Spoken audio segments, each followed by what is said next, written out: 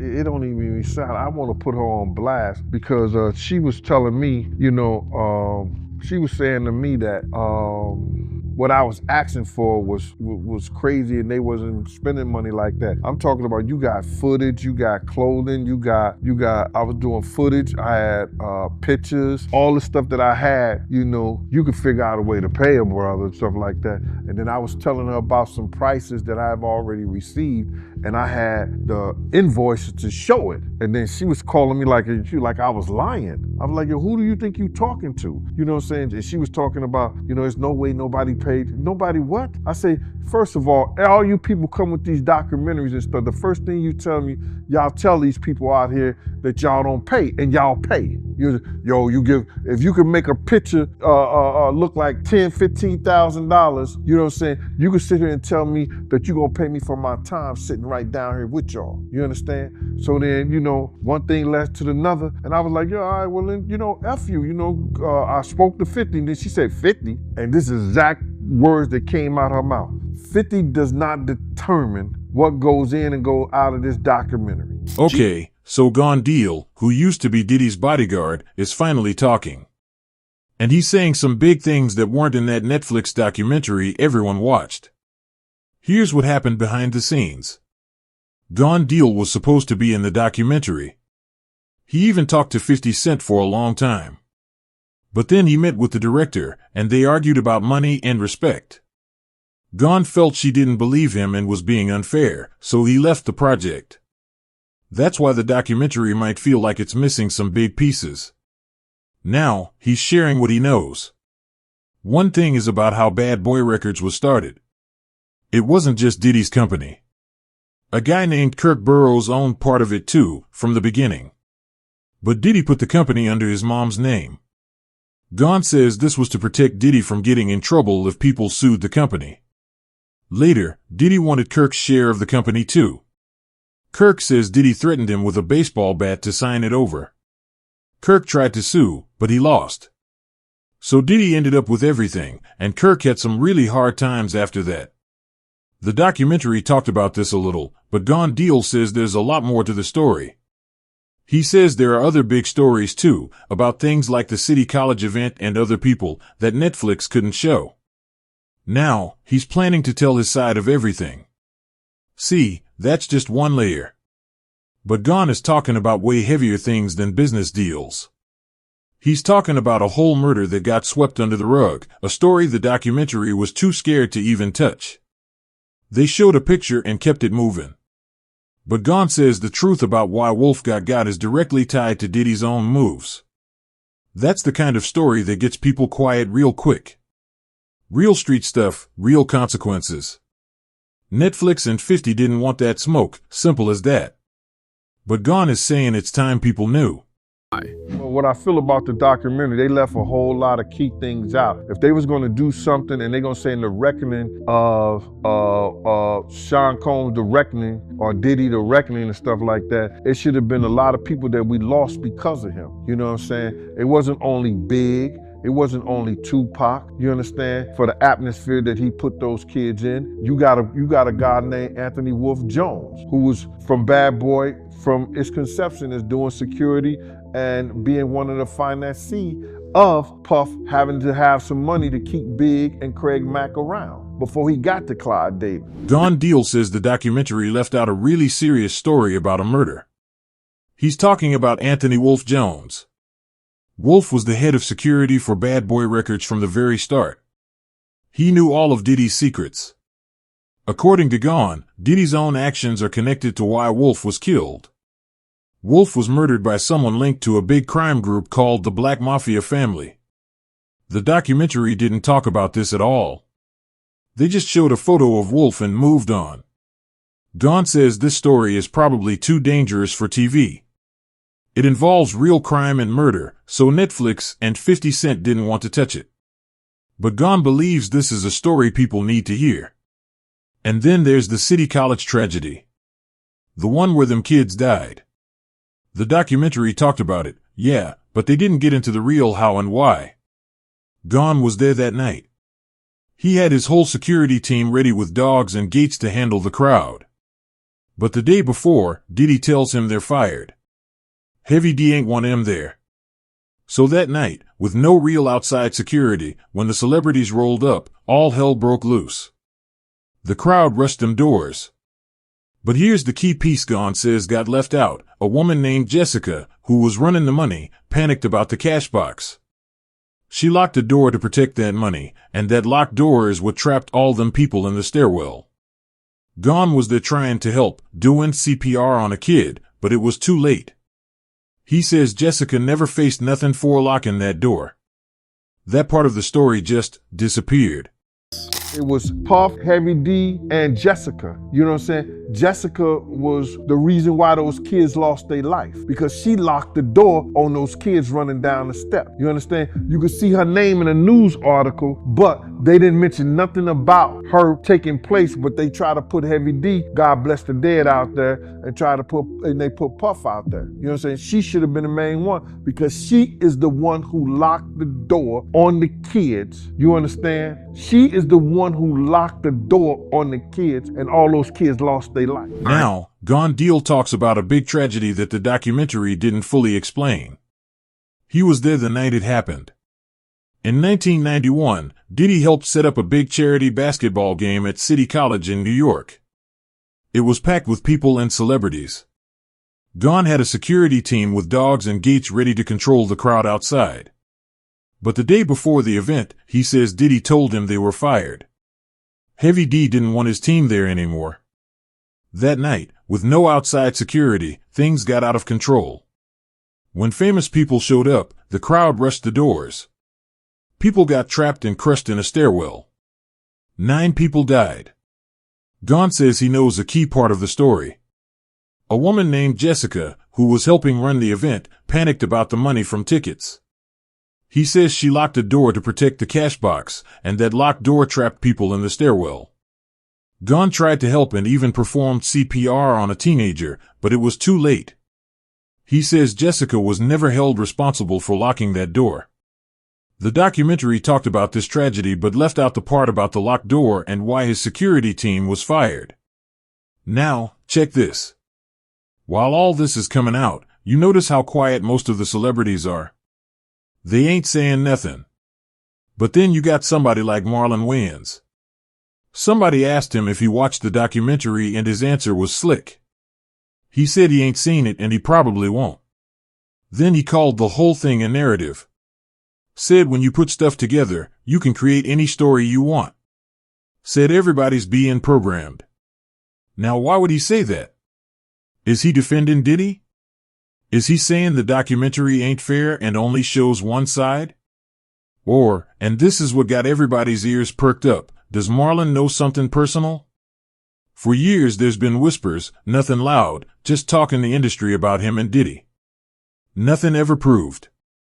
But when he jumps straight to words like narrative and programming, it makes you wonder. What does he know that he ain't saying? You know Gene Deal probably got stories about Marlon too. He got stories about a lot of famous people. But none of them stars wanted their personal business aired out on Netflix. So they made a choice. They stayed silent. Didn't get involved. Just watched from the sidelines, hoping none of that old history ever sees the light. Marlon, have you seen that the documentary, the 50 Cent? No, I haven't seen it yet. For Diddy? I haven't seen it. Oh man, you working Everybody hard. telling me you got to see it. Yeah. I haven't seen it. Yeah, Part of me don't want to see it You probably don't. because it's all skewed, man. Like when you put stuff together, you create whatever narratives you want to, and at the end of the day, everybody being programmed. You know, right now the man's serving time. Right. You know, he went before the court. The court said this, and everything is God. But God said this is what he got to do. He got to do 5 years in pen. Let him do his 5 years. Speaking of celebrities who aren't talking much, let's look at what Marlon Wayans said about the documentary. Someone asked him if he had watched it, and his answer was pretty interesting. Marlon said he has not seen it, and he probably will not watch it. Then he said something that really got people listening. He called the documentary a narrative. He said, when you put stuff together, you can create whatever story you want. He also said, everybody's being programmed. Now, why would Marlon say something like that? Is he trying to defend Diddy? Or is he saying the documentary is not fair and only shows one side of the story? Or maybe, and this is what a lot of people are thinking, Marlon has his own personal history with Diddy that he doesn't want to discuss. For a long time, there have been quiet rumors about Marlon and Diddy. Nothing that was ever proven, just people in the music and movie world talking softly about it. So when Marlon refuses to even watch the documentary and starts using words like narrative and programming, it makes you stop and think. What does he know that he isn't saying? Gene Deal probably has information about Marlon, too. He likely knows stories about a lot of famous people. But none of those celebrities wanted their personal business told in public. So they all decided to stay quiet and not get involved. They just stayed completely out of it. So that's the real. The documentary was just a surface scratch. Gone Deal walking away left a hole they couldn't fill. He's holding the real stories, the business takeovers, the murder they won't discuss, the locked door that got people killed, and the quiet histories of people who are too famous to speak. It's a whole other world behind the one they showed you. And now, he's talking. How did you get that footage of Diddy? I figured most journalists would not disclose their sources. Does he know y'all have this in the doc? I would doubt he knows. So when this airs, that'll be the first time that his legal team, Diddy, that everybody knows that this footage is now seeing the light of day. Perhaps. Right, so let's get into the part of this whole Diddy documentary that got everybody arguing, them videos. The private clips of Diddy backstage, right before the feds grabbed him. Where did 50 Cent even get that? The show is playing footage of Diddy chilling in his New York hotel room, talking to his lawyer on speakerphone. He's plotting his next move, he's heated about the news, he's trying to figure his way out. This is the real personal, behind closed doors type of talk, you feel me? Here's the situation, Diddy himself had hired a camera person to follow him around during all this. Maybe he thought he was gonna make his own movie one day. Maybe he just wanted a record of everything. Whatever the reason, somebody was on his payroll, filming him. But here's the big problem, that footage belonged to Diddy. That camera person was working for him. They signed contracts, NDAs, all that. There were rules. And somehow, 50 Cent ends up with the tape. Diddy's lawyers sent a letter to Netflix quick, fast, and in a hurry. Told them to shut it down. Said the footage was stolen, that it was never cleared to be shown. They told Netflix to take the whole documentary off the platform. Netflix hit back saying they got it legally, but they ain't explaining how. 50 ain't saying where it came from. The camera person is ghost, ain't said a word. So what really went down? One theory is the camera person sold the footage cause Diddy never paid him. In his talk, Gene Deal mentions that Diddy has a habit of not paying people. Maybe the camera person was just another one on that list, and they decided to get their money another way. Another idea is that 50 paid somebody to take it. Is having this footage even legal? We don't know. But it's definitely some sneaky, underhanded type of move, and it makes you side-eye everything else in the documentary. Gene Deal has seen Diddy's violent side up close and personal. He tells a story about protecting Lisa Hilton, the mother of Diddy's oldest son, Justin. After Gene stopped working for Diddy, Misa hit him up to be her bodyguard. She wanted to go out, live her life, but she was scared of Diddy. She knew what he was capable of. Gene charged her for a few hours of protection, and he told her straight, if Diddy shows up and sees you with me, he won't do nothing. Diddy knows who Gene is. He knows Gene ain't scared of him. The documentary also got a story from the rapper and producer Eric Sermon. Eric talks about a time he was in a car with Misa, and Diddy pulled up and just smacked her. Diddy attacked Misa right there in the street in front of Eric. Eric said Diddy told him to come around the corner and fight, but Eric just dipped. He left to go listen to music instead. Gene thinks that's wild. He says if he had been there, if someone was in his car and Diddy put hands on him, he would have protected that person, no question. Gene confirms that Diddy had a real, serious problem with putting his hands on women.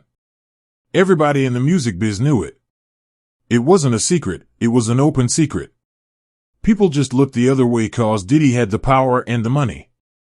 The documentary showed that security video of Diddy beating on Cassie in the hotel hallway. Everybody acted shocked. But Gene says that behavior wasn't new. Diddy had been doing that for years and years. The only difference this time is that there was a camera to catch it. So after watching all this, what does Gene Deal really think about the documentary? He watched the whole thing, paid close attention, took notes. And his opinion is pretty blunt. Gene says it's all old news. Everything in that documentary was already known by people in the industry. The crazy parties, the violence, the control, the mind games, none of that information was new. It was just packaged up nice and neat for regular folks to watch at home. The only new thing was that behind-the-scenes footage of Diddy before his arrest. That was interesting. Seeing him talk to his lawyers, seeing him sweat the news, seeing him try to scheme his next move, that was something fresh. But for everything else, Gene says, you watch it one time and that's it. Ain't no reason to watch it again. Nothing in it is shocking enough. Nothing goes deep enough. And Gene knows this because he could have made it better.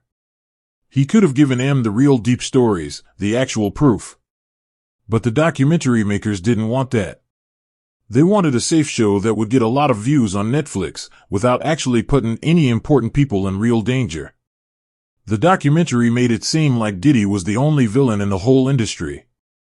But Gene knows the truth. There are a lot of bad people out there. A lot of people who knew what was happening and did nothing. A lot of people who joined in and never got in trouble. But those people ain't in the documentary. Their names were kept safe. Their secrets stayed buried. And that's why Gene calls the documentary incomplete. Look, here's the bottom line you gotta understand. Gene Deal has been telling these stories for years. Long before Netflix was in the picture. Long before 50 Cent decided to make a documentary. Gene has been on podcasts, on YouTube, on his own shows, telling the truth about what he saw. Now, I want to know what you think. What story surprised you the most? What do you think 50 Cent should have put in the documentary that he didn't? Tell me your thoughts in the comments below and subscribe to the channel. Let's really talk about this. I'll see you in the next video. Stay alert out there.